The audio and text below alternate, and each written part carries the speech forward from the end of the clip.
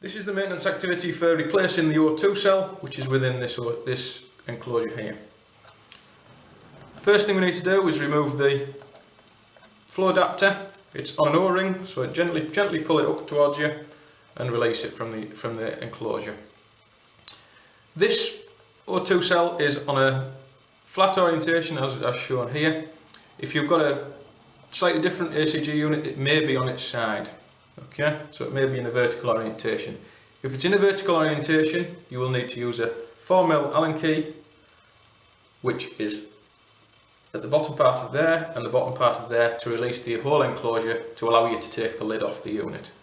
In this orientation, we only need to remove the screws, and then it allows us to take the lid off the unit from there. So remove the two diagonal screws.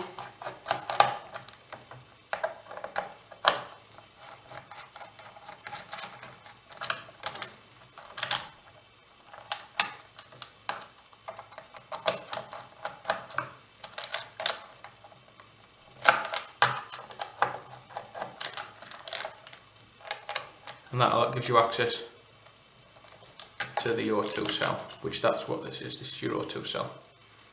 To remove the cell from the PCB, which is in the lower part of the enclosure, there's two spring-loaded clamps which hold the wires in place. So you need to use a small terminal screwdriver to press down on the terminal clamps. And once you press down, you'll find the release. The black one's just released there. And then I press the next one and it releases the red. There you go. So now we've disconnected both of the units, both of the wires, and we've got the O2 cell in the enclosure lid. The next thing we need to do is remove the collar. So that's a threaded collar, so we need to turn that and remove the collar. Then the O2 cell can be removed. Now we're going to replace the old O2 cell with a new replacement cell.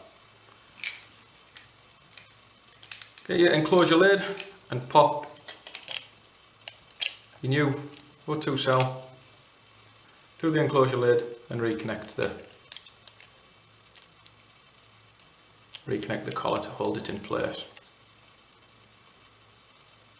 Okay, the next task, what we need to do is we need to reconnect the wires within the unit onto the PCB. Again, to use this, as when we removed it, we need a terminal screwdriver to be able to open the clamps and allow us to reinsert the cell wire. So I've inserted the red wire, and I apologise if you can't see this properly. I've also now pushing down the clamp on the black wire, and now you can feel the two wires clipped in correctly there. Okay, now what we need to do is put the cell enclosure lid back on the unit.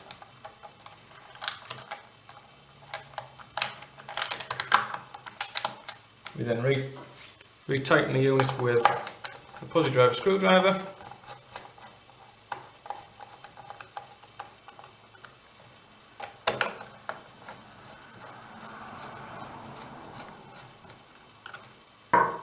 And then we need to reconnect the flow adapter. Now that's the O2 cell replaced. After any cell replacement, we need to make sure it goes through a full calibration.